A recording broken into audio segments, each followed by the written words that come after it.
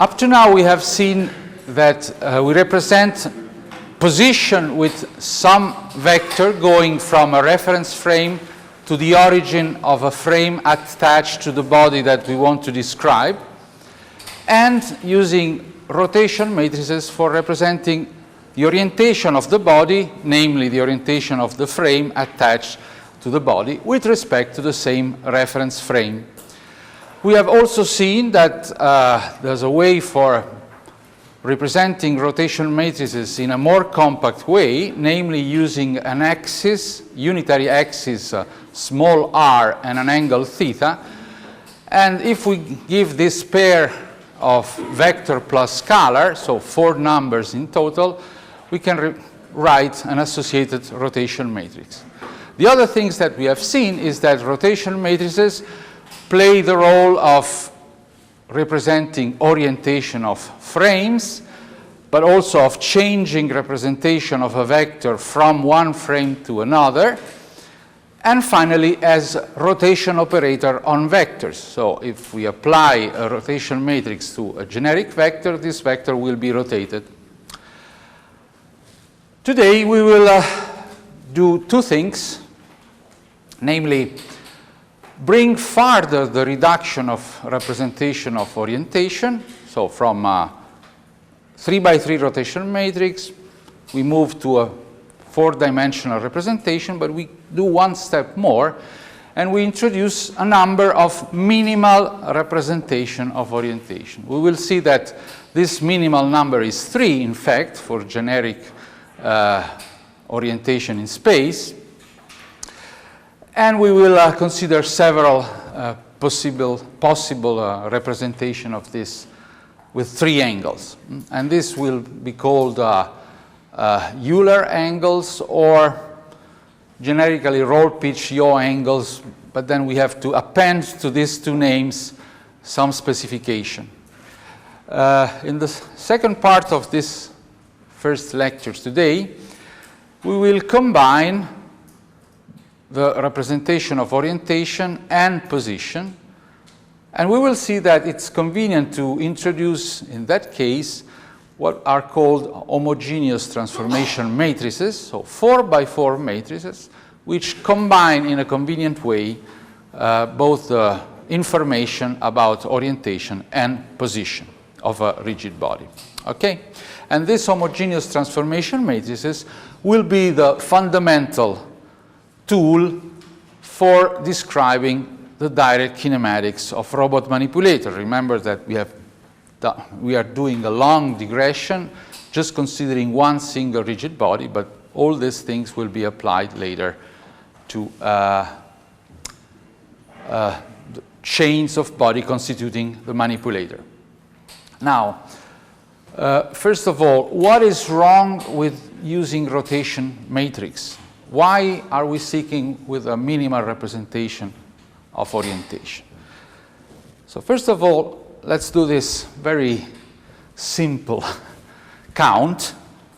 In rotation matrix, we have 9 elements, but we know that there are orthogonality relationship between the columns, and there are 3 of them. And there are also unitary relationship of these columns, which should be unitary vector, and there are 3 relations of this kind. So if we take a set of 9 generic number and we impose this condition, we see that we have only 3 independent relationships. Remember that there's some more added to this, because these 6 relationships are those that qualifies orthonormal matrices, but rotational matrices are something more, because they have to have determinant +1. Okay, this is not clear. So we know from intuition also, or from this simple computation, that we could define orientation just with 3 parameters. For instance, 3 angles. Okay, but why should we do this? Why are we not satisfied with rotation matrices? There are a number of reasons for this, and I will just highlight 2 of them here on the blackboard. The first one is, suppose that you want to go from an initial orientation and move, let's say, in straight line, and this is O initial, to a final point, O final, having some final orientation like this. Okay, and suppose that this is the planned motion for the end effector of your manipulator. So I want to go from here to here, but while doing this, I want also to change orientation. Okay, so this is my problem. We will tackle this problem later on when we're talking about trajectory planning in the Cartesian space, because this is a classical task, elementary task.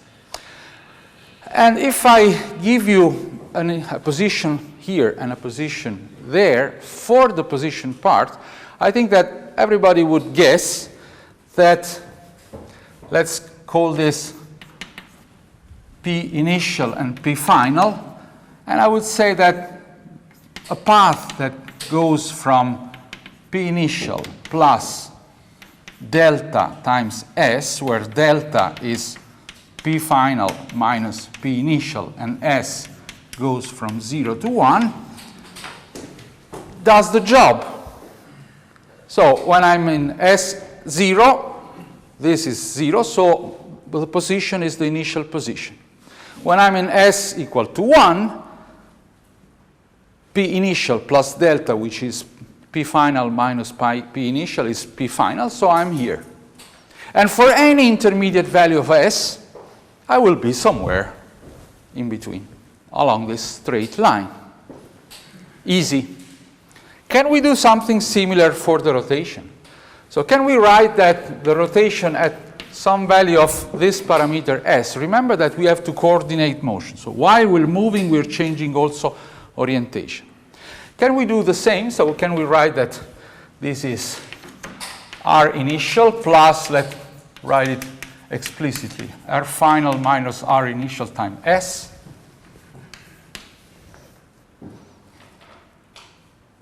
Makes sense.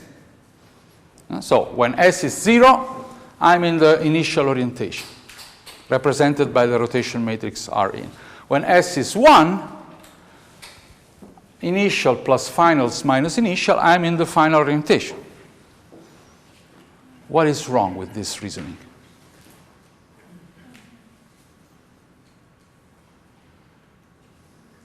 It's wrong.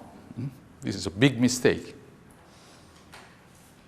One that you should not do when you exit this class.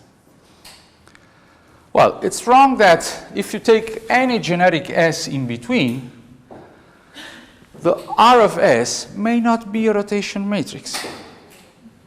Okay? There's no reason why it should be a rotation matrix. It may not have unitary columns. The columns may not be orthogonal. The determinant may not be +1. It's a strange object, okay, which is not a rotation matrix, except for very special cases. For instance, if I want to change orientation just around one of the main axes, then this works. But this is a very special case. Okay, so in order to describe motion, changing of orientation continuously, rotation matrices are not the best option, at least not as such. Okay, and this is one reason why we need something else, or combine rotation matrix with something else. The other reason is that it's pretty much related to that. Suppose that you're doing this motion and you're changing orientation along a desired way, and you have some orientation error at some point. How do you define the error? Because you want to do an action, a feedback action, which based on this error, correct the motion of the end effector of the robot so that you recover the correct trajectory in orientation. Okay? So again, you have at some times, well, this is a different problem.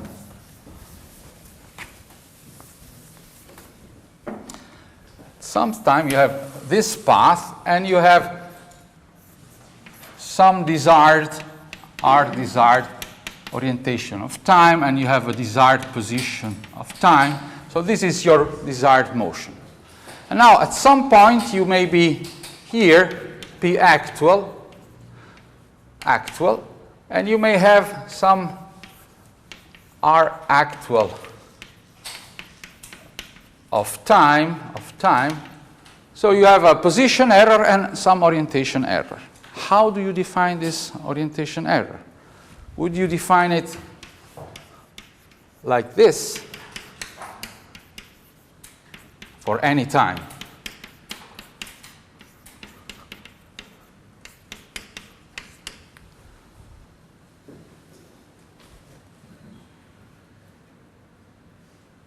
Again, no. Why not? Because this is not a rotation matrix. So it does not describe the orientation error between where you are oriented and how you should be oriented. Okay? If you take the difference between two rotation matrices, this is nothing. It's a 3x3 matrix in general. Okay?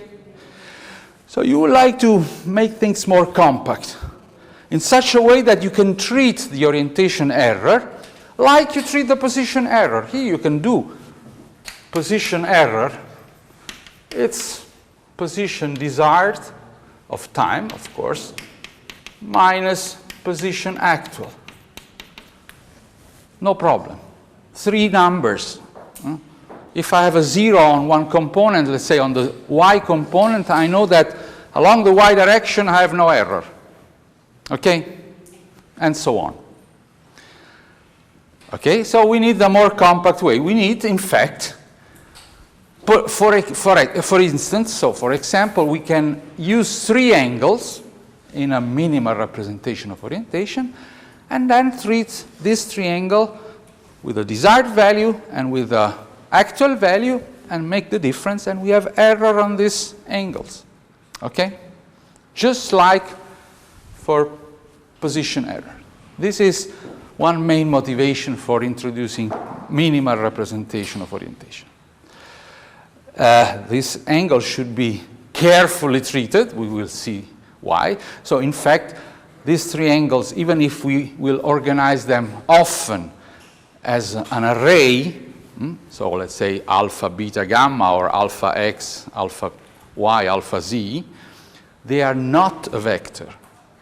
Pay attention, in the sense that they do not belong to a vector space. They cannot be combined like vectors. Okay? They are a sequence of angles. And in this sequence, they should be treated. So the concept of sequence is very important. Okay? As a last motivation, if you need more, you may not, but one may also think about the concept of redundancy. We have often said that a robot needs to have 6, let's say, revolute joints in order to position and orient the end effector as desired within a limited workspace. Why 6? Because 3 degrees of freedom are needed for positioning and 3 degrees of freedom are needed for orienting. So the fact that 3 numbers are enough for orientation comes back to this issue. Okay? So if you have 7 degrees of freedom, you may be redundant for the task of positioning and orienting your end effector, because 7 minus 6, if you're using only 3 variables for describing orientation, gives you 1 extra degrees of freedom, and so you can have an infinity to the 1 orientation, configuration of the arm, which gives you the same position and orientation of the end effector. Okay? So this counts, tells you that we need this compact representation, full stop. Okay? Now, how do we determine this? Well, there are standard ways. First of all, we define sequence of 3 rotations. And this sequence may be defined in many ways, but certainly around independent axes. What do I mean by that? Suppose that I have some axes, x and y, like my arms, and I'm oriented like the z-axis. If I define an angle as, let's say, 45 degrees around z, and then the second angle in the sequence is minus 30 around z, well, these are not independent. In fact, it's just making 45 minus 30, I've done a 15-degree rotation around z. So I need to define a sequence around independent axes. Okay? And in particular, those axes will be the coordinate axis of a reference frame, just to make things more simple. You may define it around arbitrary axes, but then things get unnecessarily complex. Okay? This axis may be of two nature. Either fixed axis, and I use the notation AI. So A1 is the first axis of rotation, A2 the second axis of rotation, A3 the third axis of rotation. And these axes are fixed, so X, Y, or Z. Okay? Or they are defined as moving axes. What do we mean by that? We mean that, let's say, suppose that you do the first rotation around the z-axis. This will move the x and y axis to some x prime, y prime direction. Now, the second rotation is defined around one of those moved axes, which is the current, which defines the current orientation. Okay? So moving or fixed means this, that the axes are those original or those resulting from the previous rotations. Okay? And in fact, we will call any sequence around fixed axis a Roll-Pitch-Yaw type angles, and any sequence around moving or current axis a sequence of Euler angles. This is the way in which you find, and none of them are completely defined, so they are just saying we are defining orientation through a sequence of angles around fixed or moving axis. But if I don't specify which is the sequence, you still don't know if you're doing things correctly. Now, as a matter of fact, no matter if you're taking fixed axis or moving axis, you have only 12 sequence around fixed axis and 12 independent sequence around moving axis. Let's write down the fixed sequence, just to convince ourselves.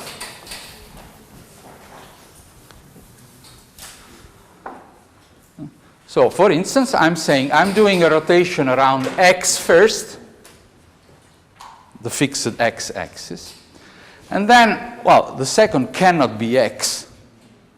Okay? It may be y, and then the third, I can define it again around x. Pay attention. You cannot have two contiguous axes having the same label. But this is feasible. And the other one would be x, y, z. Okay? Well, y, y as second axis of rotation, we can use z. And then again x, or x, z, and y. Okay? For instance, of course, x, z, z is forbidden. It's not forbidden, it's not complete, because these two rotations are around the same axis, so they define only one angle, the sum of these two angles. So this is one set, and then you interchange things and you obtain y, x, y, not xx, y, x, z, and then y, z, x, y, z, y. And finally, z as the first rotation axis, and then x, y, z, x, z, and then z, y, x, z, y, z. And these are 12. Okay? And the same thing can be done with moving axis, and for the time being, just to familiarize with this concept, I will use this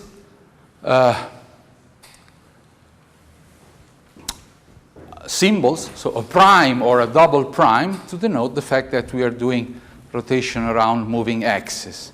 So the same can be written in terms of moving axis, and if I want to be very cautious, I would say first axis, a rotation around the first axis x, well, this is fixed, because I have not done any rotation before, so this will remain x. But the second is not around the original y, it will be around the moved y-axis, which I denote as y prime. When I do a rotation around y prime, after a rotation around x, well, all the axes will be changed. So I will have 3 new axes, x second, double prime, y double prime, z double prime. So in this sequence, when I'm using moving axis, so Euler angles, I will denote this like this. Okay? So this means first is anyway a rotation around the fixed axis, then around the y-axis resulting from the previous rotation, and then around the x double prime axis resulting from the previous 2 rotation. And so on. For instance, we will see, I think later on, this sequence, and blah blah until this sequence. Okay, so you put prime everywhere.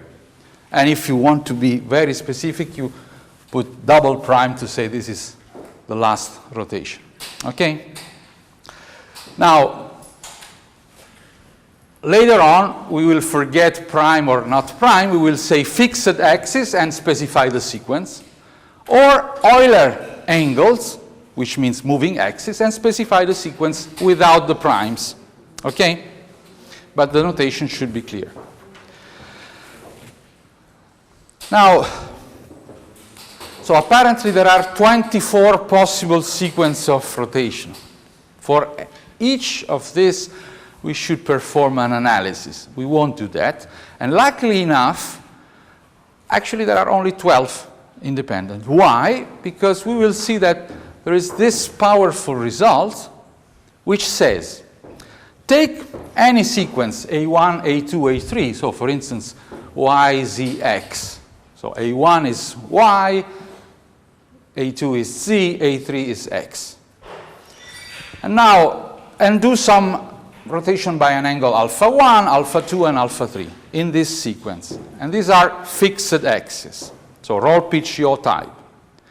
Now, you obtain the same final orientation as if you would have done rotation around moving axis in the reverse order. So starting, if this was the A3, for instance, the X, you will do the first rotation around X by the last angle. Okay? And I've put the prime just to remember that this is the Euler sequence, but in fact this would be without a prime because this is the first rotation. Okay. Then the second is, again, the second, so if I'm using this sequence will be again around Z by an angle alpha 2, and then I take the first original axis, A1, so Y, and this will be a rotation around Y double prime by the angle alpha 1. Okay? So if I look at the 12th sequence around fixed axis and at the 12th possible sequence around moving axis, there's a one-to-one correspondence of each with another. And the rule is this following, which means that no matter how you define things, you will get the same orientation. I mean, if you reorder things properly. No matter if you're going through the fixed angle representation or through the moving axis representation. Okay? So now, with this in mind, we will consider 2 examples, one of one class and one of the other class, out of 12, but the other are treated exactly in the same way and left as exercise. Sometimes I use this as one of the exercise of an exam, just to make sure that you understood the process. So we have a direct problem. Namely, we define one sequence, whatever this sequence is. Now we have to compute what is the resulting rotation matrix, which will be parameterized by the three-angle alpha 1, alpha 2, and alpha 3 that we are choosing. It's exactly the same problem that we had with the axis angle notation. There, we defined a unit vector small r, an angle theta, and we compute the rotation matrix parameterized by this data. Here we will compute the rotation matrix parameterized by these three angles, having in mind that we have chosen one special sequence. Okay, we have to mention which sequence we have chosen, otherwise we get a different rotation matrix. Okay? And this is the direct problem, and this is easy. It has always one unique solution. And then we will consider, as we did for the axis angle method, the inverse problem. So suppose that I give you some orientation through a rotation matrix, so a matrix of 9 numbers which characterize some orientation matrix. Now I have to, choosing one particular sequence, to find what are the three angles of this sequence which will provide the same orientation. Okay, this is the inverse problem. And we will see that this inverse problem has typically two solutions, except for some singular cases where you cannot define those angles completely. Okay? And there's a kind of topological abstraction to this problem, which is more or less the same as when you're trying to represent the map of the Earth, which is two-dimensional but living in a three-dimensional space, on paper, so on an atlas, which is a two-dimensional object. So no matter which projection you're using, so you're trying to make it compact, not to have maps which you have to carry like this, but you can bring a book with pages. So no matter how you try to convey the whole surface of this sphere into a planar map, there will be always 2 points which are not correctly represented, typically the 2 poles. And you see that close to these points, the map tends to deform in an unacceptable way. Well, this depends the way you look. So for instance, all the squares that characterize longitude and latitude becomes strange object, almost triangle and very stretched and so on. But of course, you may choose other 2 points, and no matter which projection you're using, those will not be represented. Those are the singularity of this mapping. And close to singularity, you have always bad transformation. So the same problem is here. You have rotation matrices, which are 3 by 3 matrices, live in a special orthogonal group of dimension 3, which is topologically not equivalent, not globally equivalent to set of 3 angles. There will be some singularities, no matter how you define. So each of these representations will have these singularities. And we have 2 solutions in the regular case to the inverse problem. And one say, okay, why should I embark myself into this problem? The reason are those that I mentioned before. And then for each task, depending on how much change of orientation you have in this part of the task, you may use one representation or the other, which in that specific domain never encounters a singularity. Okay? So this is why we need to define multiple sequences, because then we pick out the one that for the given task it's the most regular one. Will not run into problem. We know that everyone will run into problems somewhere, but in a limited domain we can pick out one or more that have no singularities. Okay, so this is the main idea. So let's start with the first example. Euler angles. As promised, I'm using this notation. I'm using this one, in fact, ZXZ.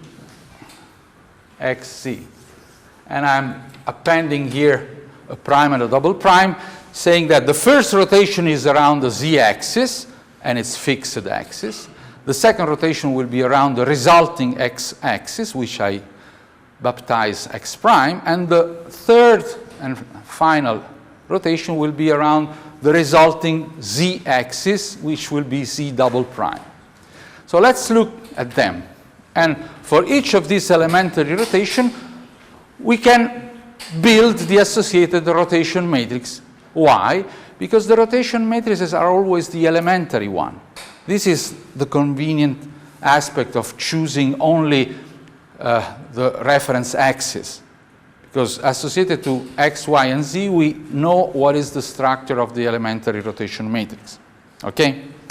So, we start from a fixed frame, Rf, with x, y, and z axis, and the first rotation in this sequence will be by an angle, let's call it phi here, positive if counterclockwise, remember. And this will bring x into x prime, y into y prime in a plane which is always normal to the axis z, which is not changed because it's the rotation axis. So z prime will be coincident with z. Okay? What is the rotation matrix associated? The elementary rotation around the z-axis. This one. Okay? Now we move to the second step. We define some angle theta around the current x-axis, which is x prime, which has moved with respect to x. You see, now we see the difference. So this rotation, positive if counterclockwise, will leave x prime unchanged, so x double prime will be coincident with x prime, which is not x. And we'll move the y prime that already moved in the first rotation to some y double prime, and the z prime, which was coincident to the original z after the first rotation, now it changed to z double prime. Okay? What is the rotation matrix associated to this elementary operation? Well, an elementary rotation matrix around the x-axis, because now I forget what happened before. I'm just rotating around the current x-axis. So this is an elementary rotation around the x-axis. No matter if this axis was fixed or has changed, it's the current one. Okay? So I'm using the structure by an angle theta of an elementary rotation around x. And without spending too much words, final step is again around z. And now which z? The z double prime resulting after the two first rotations. So it's z double prime, which will remain unchanged. We are rotating by an angle psi. We will bring x double prime, this one, into a x triple prime, and similarly with the y-axis. And this is, again, an elementary rotation around the current z-axis, so represented again by this matrix with angle psi. Pay attention. Although this matrix has the same form of this, but you can see that we have rotated around an axis which is not the first axis. So we're doing independent things. So if we look at some given time, those three axes will always not be aligned. Okay? So they will be independent vector when seen in R3. Okay? So these are the elementary. What is the resulting matrix?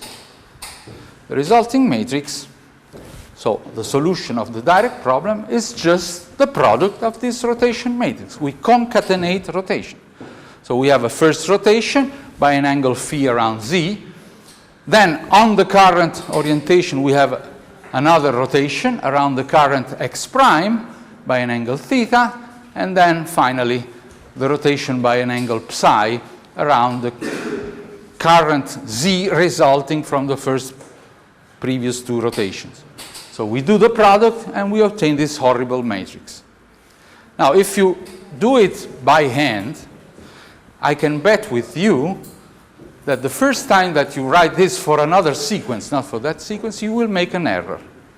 You will have a minus sign placed in the wrong position, or you exchange a sine and a cosine, and so on. Okay? Now, how do you realize that you made an error? If you do it by hand.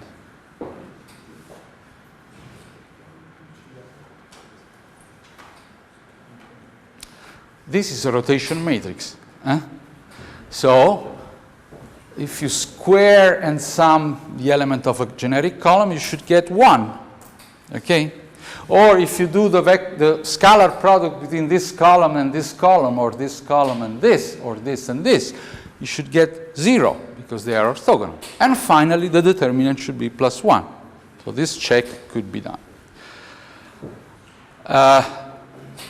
Luckily enough, you can use software which manipulates symbols, like we do algebra by hand, but this is made by computers. And there are many symbolic manipulation languages. One of these is Maple, another is Maxima or Mathematica. And a version of Maple is embedded in the toolbox of MATLAB, which does symbolic manipulation computation. So we can compute this matrix by just defining properly things in a MATLAB code.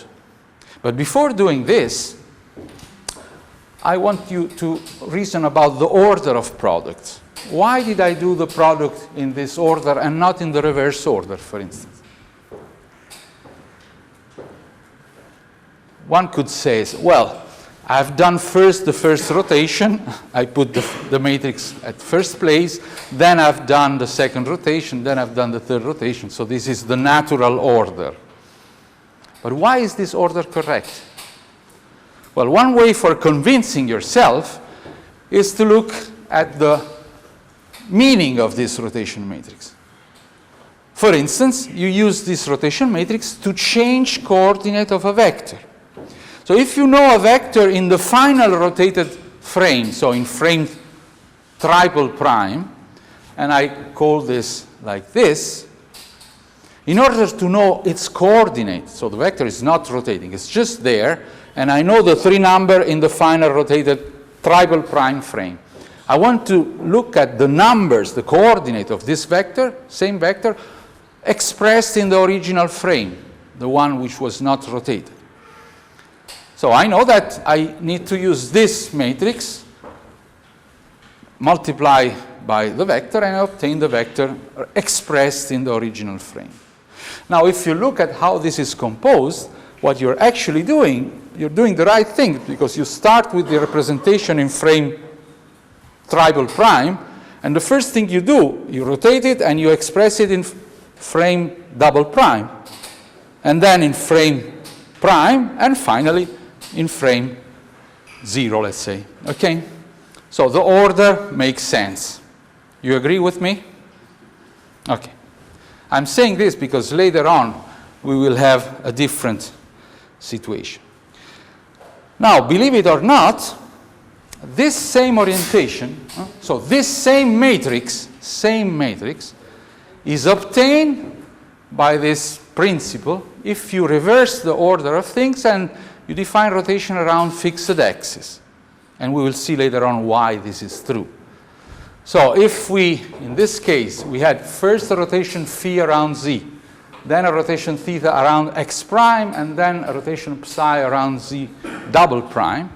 If now you do a rotation of the third angle, psi, around the third axis, taking as the first one fixed, so this, then you do a rotation by the second angle, theta, around which axis? The x, but now fixed, so the original x, not x prime. And finally, you take the first angle and you do a rotation around the z-axis, again fixed, as third rotation. Since you're doing rotation around fixed axis, this exchange of things will result exactly in the same matrix. Okay? So there is this equivalence. One sequence, the sequence ZX'Z Euler, is the same as the sequence ZXZ fixed, provided that you exchange the first and the last angles. Okay? You can check it later on. Now we take this for granted. Before doing this, I would like to show you a very simple code. Can you see it? A MATLAB code which computes that rotation matrix. So the ZX'Z Euler rotation matrix. And the second part is just some analysis that we will need later on. So I clear everything and I define as symbolic variables. This SIMS is an instruction of MATLAB, recognized only if you have also the symbolic toolbox. Okay? I define phi, theta, and psi as symbolic variables, not numbers. Okay? Then I define the three rotation matrix, the elementary one. R1 is an elementary rotation by the angle phi around the z-axis. R2 is an elementary rotation matrix around the x-axis, and R3 is again an elementary rotation matrix now by an angle psi around the z-axis. Okay? And then I just do the product, R1, R2, R3, and this is my rotation matrix. Have you ever used MATLAB? I guess so, no? So I put a semicolon not to have an output, and then if there's no semicolon, I will display this in my command window. And then I pause, and later on I will do something else. So let's run this and see how long does it take to compute this rotation matrix after simplification. Okay, so it does some trigonometric simplification.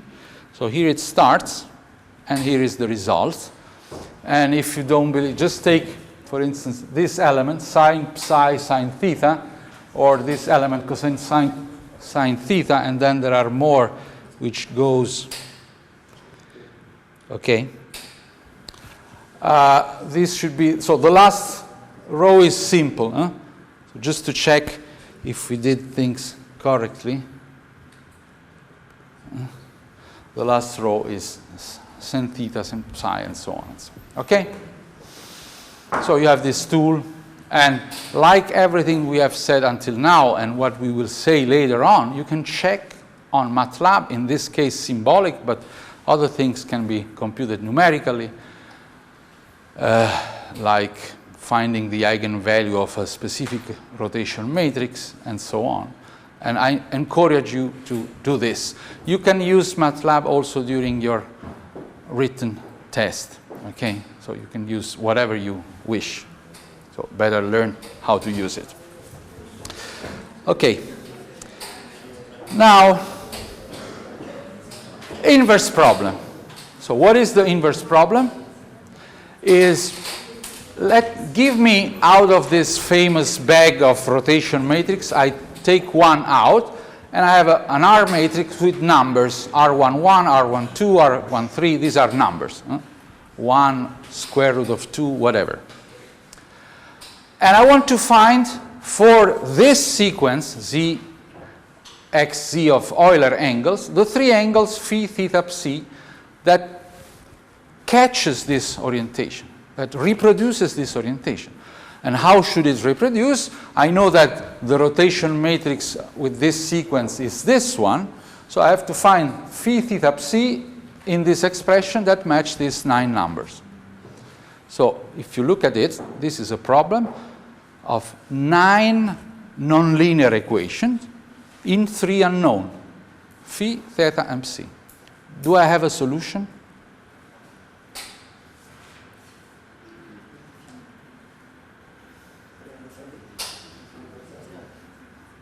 Yes. Why yes? Because we have 3 equations and 3 values. No, we have 9 equations. The first equation is cosine phi cosine minus sine cosine sine equal R11. The second equation is blah blah equal R12, and so on. We have 9 equations. And we have only 3 variables. In general, if I give you some matrix with 3 parameters inside, no matter, depending non-linearly on this parameter, and I give you 9 equations of this type, you may have a solution, you may not have a solution, you don't know.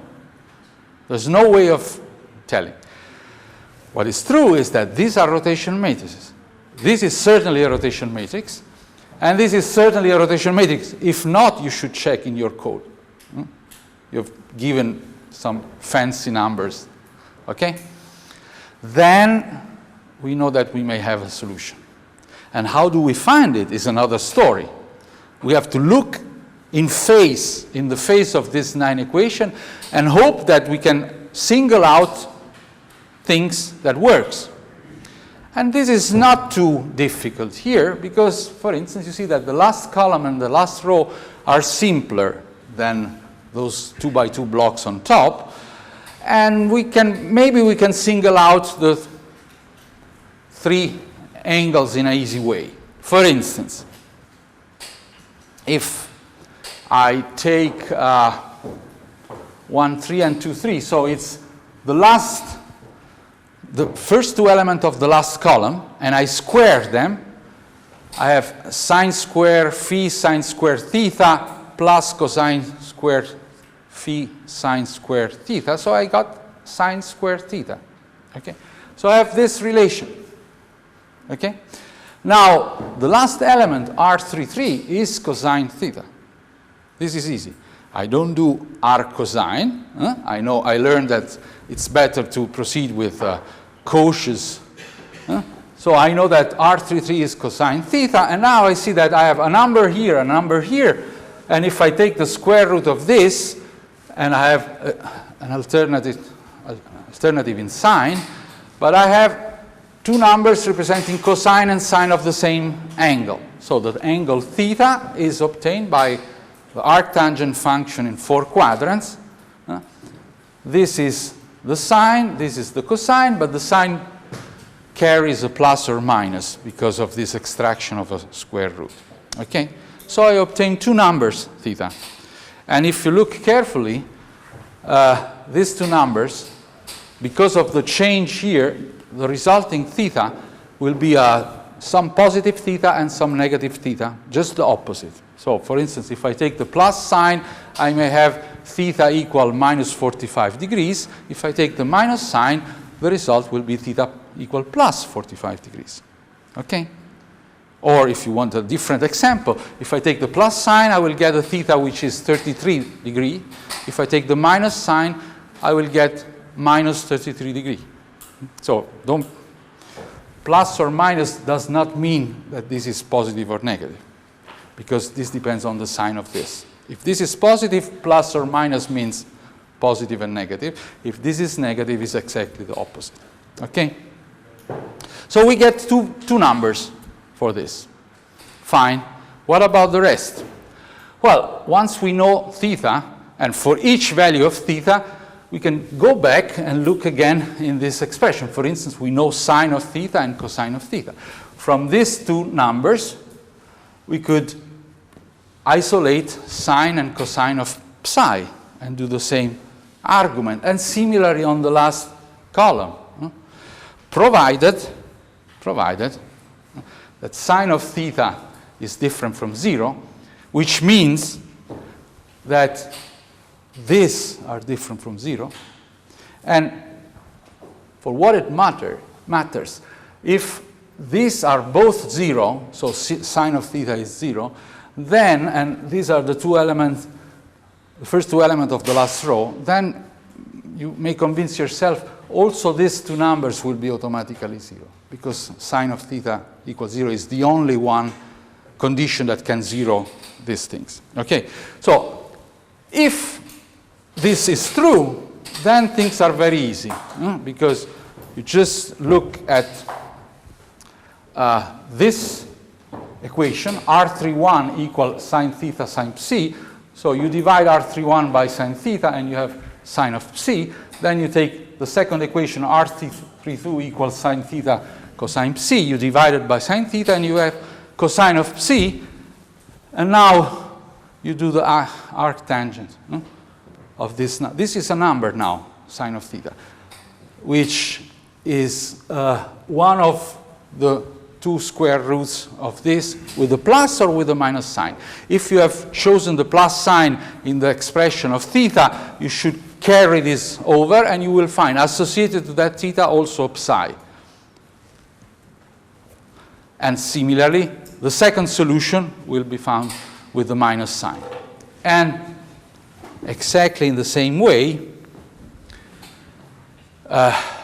you will find the phi from the last column. Now there's a minus sign there that should be eliminated. So once you have the equation R23 equals minus cosine phi sine of theta, you divide it by theta and you change sign, and there you have cosine of psi. This is sine of psi, and the arctangent in 4 quadrant of these two numbers is the phi that you were looking for.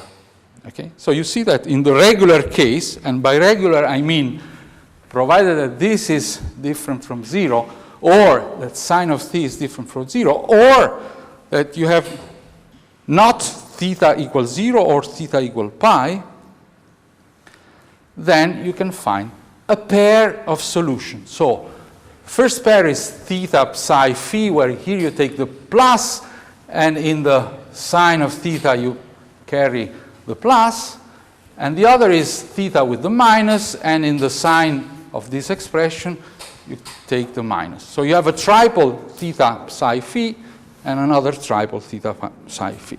So two solutions, always. Now, what happens when sine of theta is equal to 0? Well, this is quite easy to figure out. When sine of theta is 0 and theta is 0. Theta 0 means that you do first a rotation around the z-axis by an angle phi.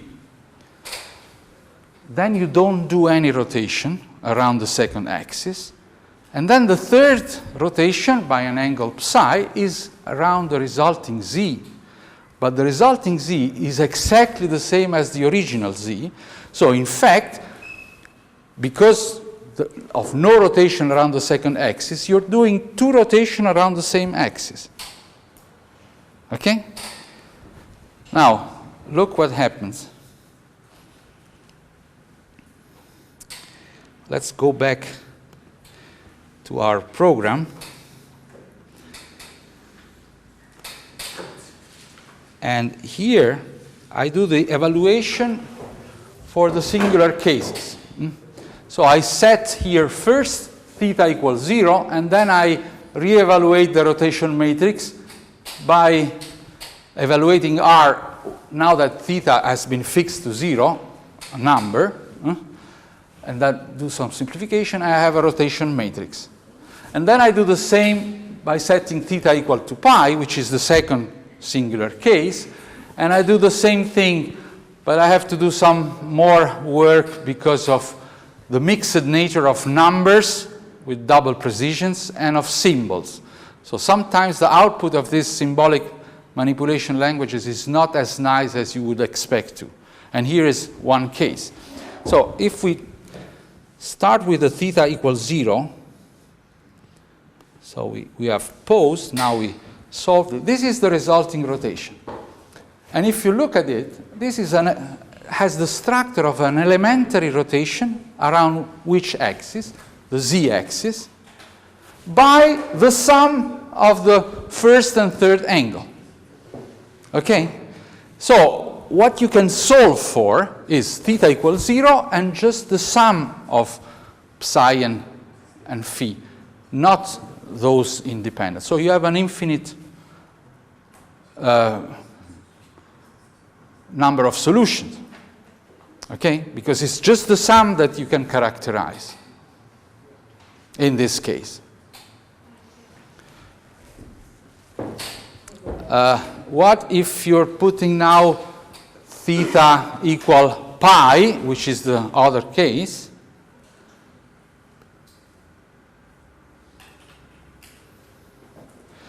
So look first of the results, of the trivial results. Here you find some cosine of phi minus psi, sine of phi minus psi.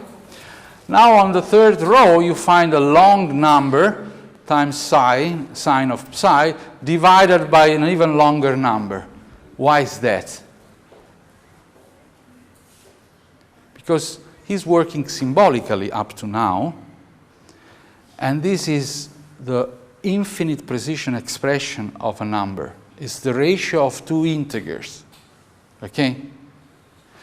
Now, if I want to convert this in double precision IEEE, I have to force it to evaluate those as a number, which I've done in the program with a VPA command, and this is the result. So here I have some strange one coming in, but essentially I have cosine of psi minus phi, minus sine of psi minus phi, and so on, minus cosine of psi minus phi. And then here, a minus 1 here, and here you can see 1 to 10 to the minus 16, which is close to the 0 of the machine. So these are 0 in practice. Why you're not able to find 0 is another story, just because of the approximation of the pi. While 0 is 0, pi is approximated by a ratio. Of course, it's an irrational number, so it's an approximation. But it's the best approximation up to the precision of the machine. And then you have to carry over. So pay attention. Even in this very simple case, you should look at things. Because if you just look at this, you say, oh, but this is not 0. No, this, in fact, it is 0. Okay?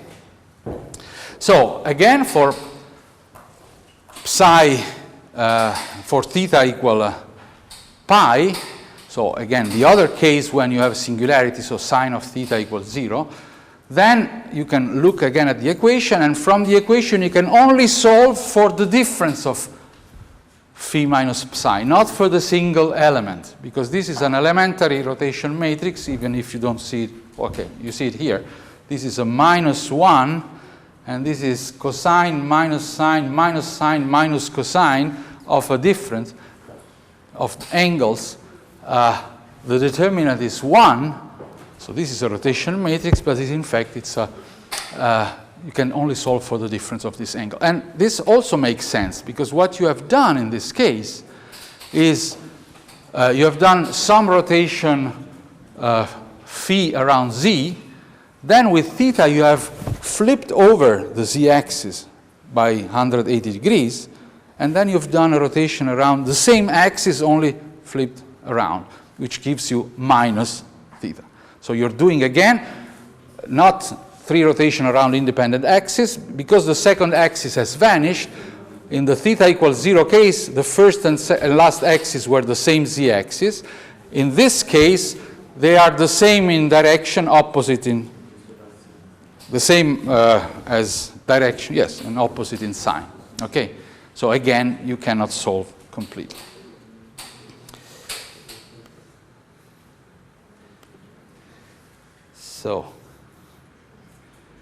So conclusion, there is always a pair of solution, and there are always singularities. 0 plus or minus pi. Now pay attention how we are treating these singularities.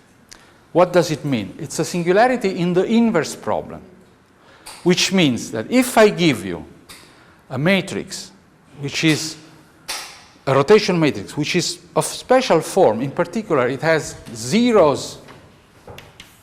If I give you a matrix like this, 0, 0, 1, 0, 0, and some element A, B, C, D here, and this is my data, this rotation matrix is associated to a singularity because those two numbers are 0.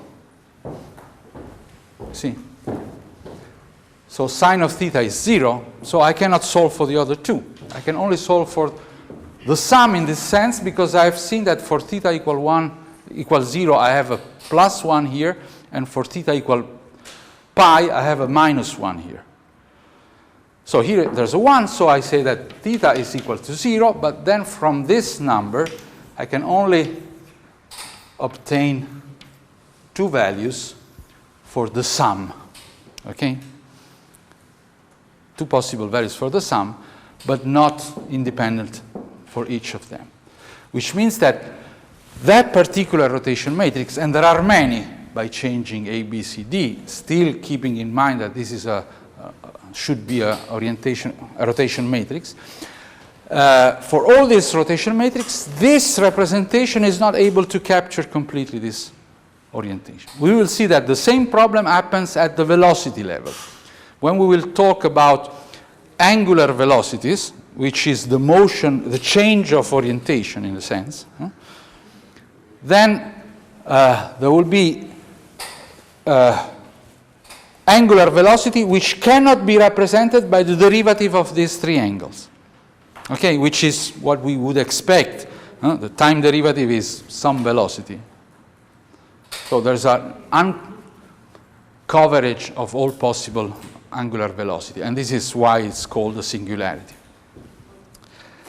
Okay, now let's look at the other case, one other possible case. The treatment is very similar to the previous one, so I will run faster. So this is, for instance, a sequence which I call Roll-Pitch-Yaw. By the way, you know why you have these names, and here the sequence is X, Y, and Z. So I will try to sketch this in a picture.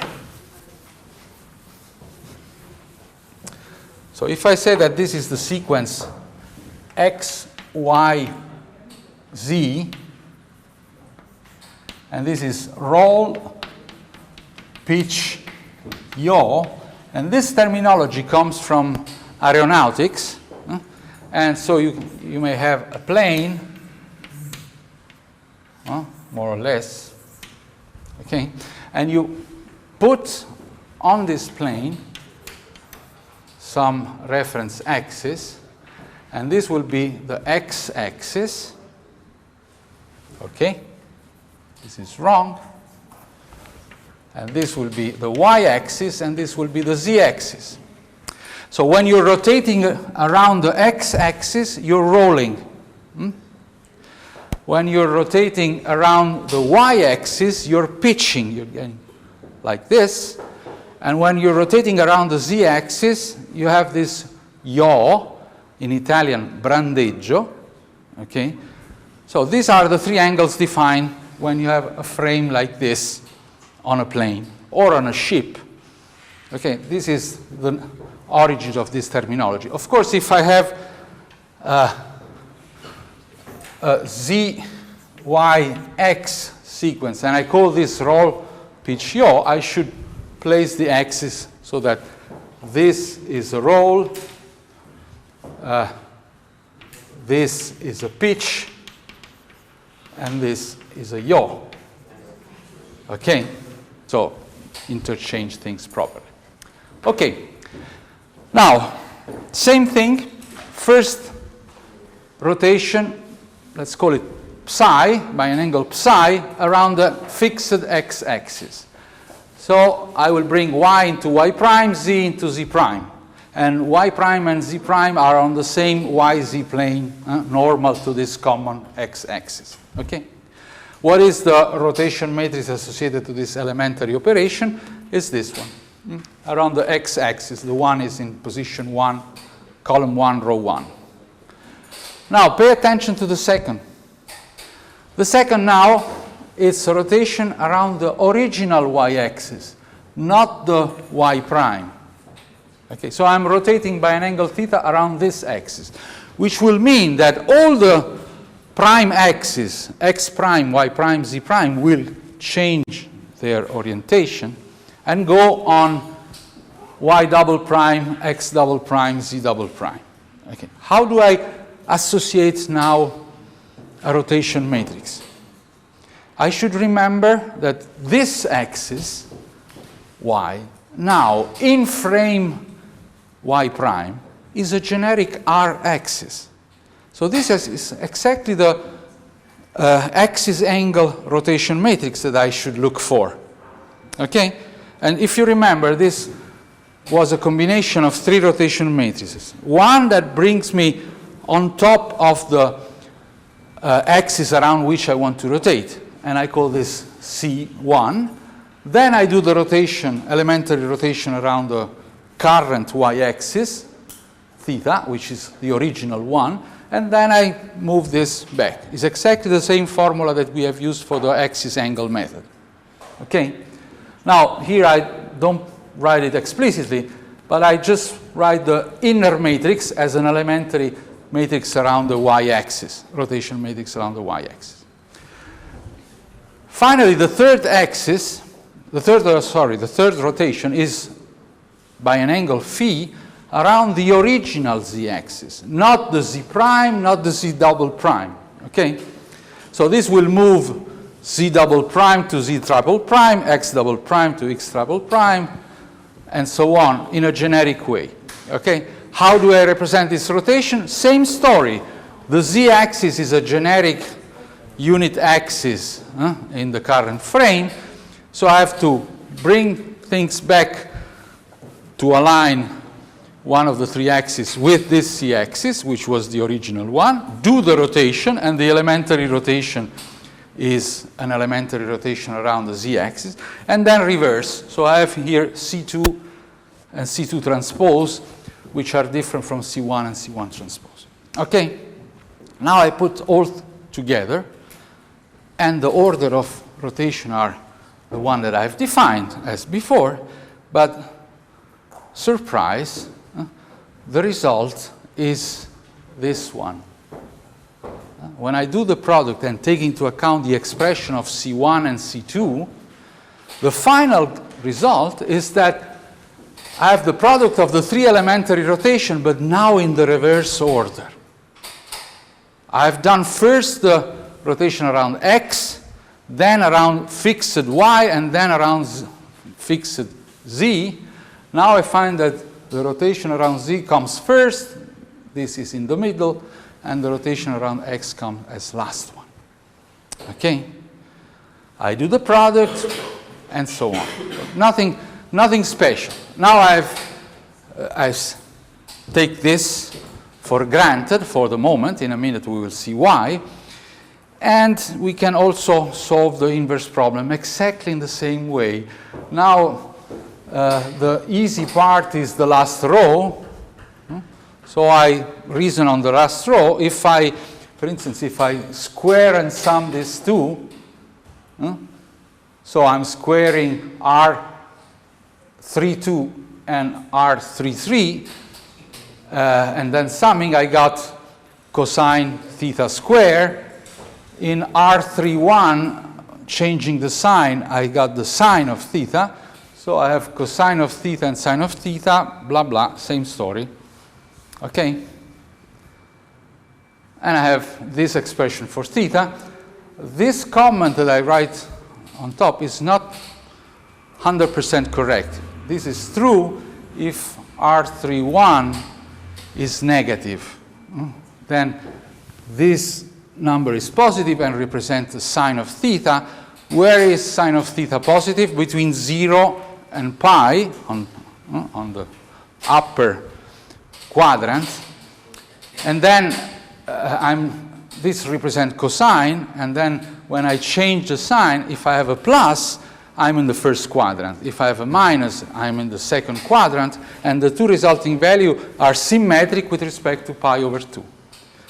If R31 is positive, this is negative, and here I should say that the result is two symmetric values around minus pi over 2.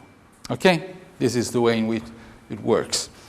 And similarly, if I don't have a singularity, so if I can divide by cosine theta here, then I can extract psi exactly in the same way, and similarly also the other things. So in order not to have cosine theta equal to 0, these two numbers one of these two should be different from 0. If both are 0, then 2 squared plus R33 squared is 0, which means that cosine of theta is 0, which means that I cannot solve for these independent angles by dividing by cosine theta. And probably I can only solve for their sum or their difference. Pay attention that this representation has a singularity in cosine of theta equals 0. The previous one has it in sine of theta equal 0. So these are singularities when the second angle is plus or minus pi over 2.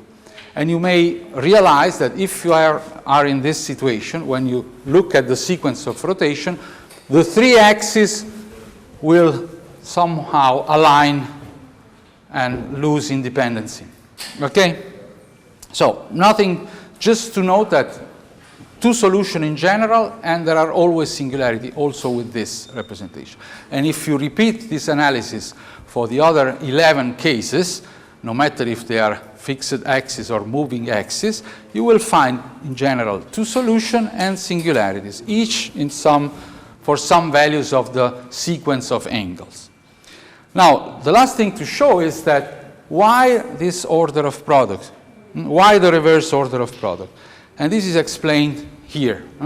So when we are doing Roll-Pitch-Yaw, in particular here x, y, z, around fixed, we have found that we have claimed that this is the resulting reverse order for obtaining the right sequence. So using the axis angle, now what are the expression of these C matrices? Look at this long sequence of product. So the first is the rotation around the first axis, x by an angle psi. Fine. And it's the first matrix. The second operation in the sequence is the rotation around the fixed y-axis. How do I put myself on the y-axis? I reverse the first rotation so that now I'm on the y-axis. I do the rotation and then I reapply the same rotation. And then the third operation between square bracket. What do? I reverse the second operation, the second rotation. I reverse the first rotation. I do the rotation around the original z, and then I reapply this in order. Now, if you do this product, you see that there is cancellation. Rx transpose will cancel with Rx, Ry transpose will cancel with Ry, Rx transpose will cancel with Rx, and what is left is just this in the reverse order, which is the final result. Okay? So using the concept of axis angle, we can believe reasonably that this formula is correct. Now, I leave you as a question, what this rotation matrix, the one that we have obtained, is the same rotation matrix that I would find if I define a sequence of Euler angles around moving axis in the proper way. Which way is left to your thoughts? So, what about putting everything together? So now this problem of minimal representation is in a way solved with all the singularities that carries with it. Now let's go back to combining the representation of position and orientation of a rigid body in the same thing. So now the body is gone. We work from now on only with frames. So we have a reference frame RFA, and we have to define position orientation of a frame RFB, which has a different orientation, and the origin is displaced by a vector. Okay? Now, one thing that we could do is say, okay, suppose that I'm living in RFB. For instance, that this is the end effector of my robot, and there is a frame there. And with the end effector, I have the gripper, and I know that an object is there in position P, and I know its expression. Maybe I have a camera or a proximity sensor that tells me where this point is from frame B and where it's oriented. So I know P expressed in frame B. And I want to know this point where it is in my base frame RFA. What should I do? Well, it's a matter of summing vectors. I know that these vectors from the origin of A frame to the point P can be expressed as the sum of the vector going from origins of A to origins of B, PAB, plus the vector from origins of B to the point P. The only caution is that when I sum this vector, I should express them in the same frame. Otherwise, I'm, as I usually said, adding apples and oranges. Okay? So in this expression, I'm computing the position of this vector from the origins of A, expressed in A, by summing PAB and P from the origins of B to the point. All should be expressed in the same frame. So if this is A, this should also be expressed in A, which means that I have to rotate its coordinate from frame B, where I know this vector, to frame A. So this becomes P superscript A. Okay? Now, this operation, so which is represented here graphically, is what is called an affine operation. Because if you now have a third frame and you want, with different origins and different orientation, and you want to do things again, you have to multiply things and then sum something, and then remultiply and sum something. This is an affine operation which displaces by this term all things, so that you cannot really concatenate operation like in a matrix product. Okay? And since it's very convenient to work only with matrices and product of matrices, this is one of the reasons why homogeneous transformation matrices have been introduced. What are these? These are 4x4 matrices, 4x4 matrices, this one, TAB, which characterize uniquely position and orientation of a frame with respect to another frame by putting the rotation matrix, which represent the orientation, in the first 3 rows, 3 columns. This is the orientation of frame B with respect to frame A. In the last column, we put the vector going from origin of A to origins of B expressed in frame A. And for the time being, the last row, the 4th row, is just made by 0, 0, 0, 1. This is the definition. Why did we do this? Because this is convenient. And how do I see that it is convenient? It is called homogeneous transformation matrix because it works on vectors defined in homogeneous coordinate. Do you know what is a vector in homogeneous coordinate? Is a 3-dimensional vector in homogeneous coordinate, but this is a concept that applies to vector of in any n-dimensional vector spaces, has a bordering element, so a 4th element in this case, which characterizes the scale.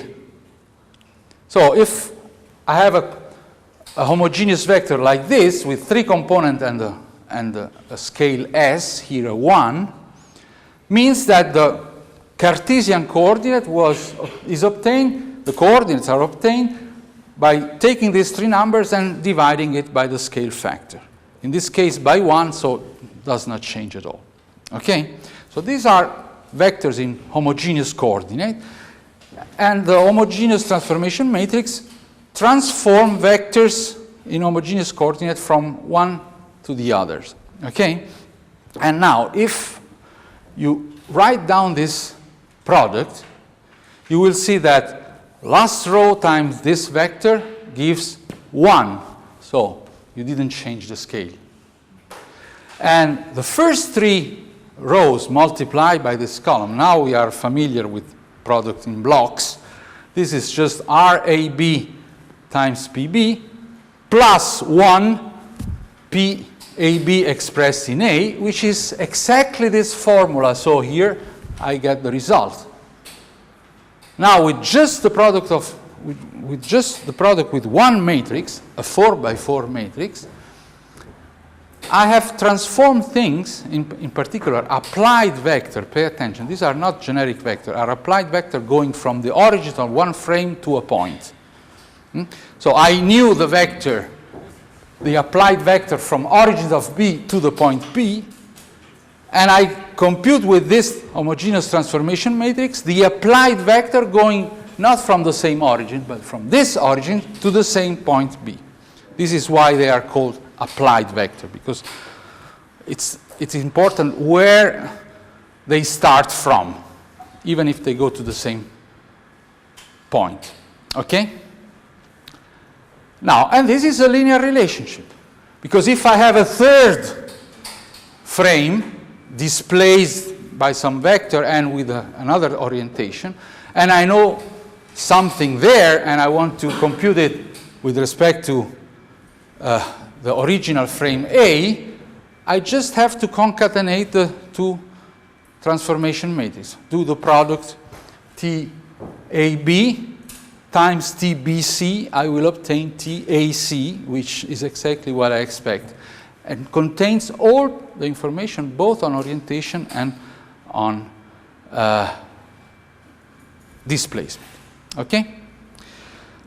I think that we can stop here, although I have a couple of more slides. So we'll make a break, then we resume with this part, and then we will move, as announced in my email, to leaving mathematics at the side for a moment and going back to components, and we will see some sensor component for robots.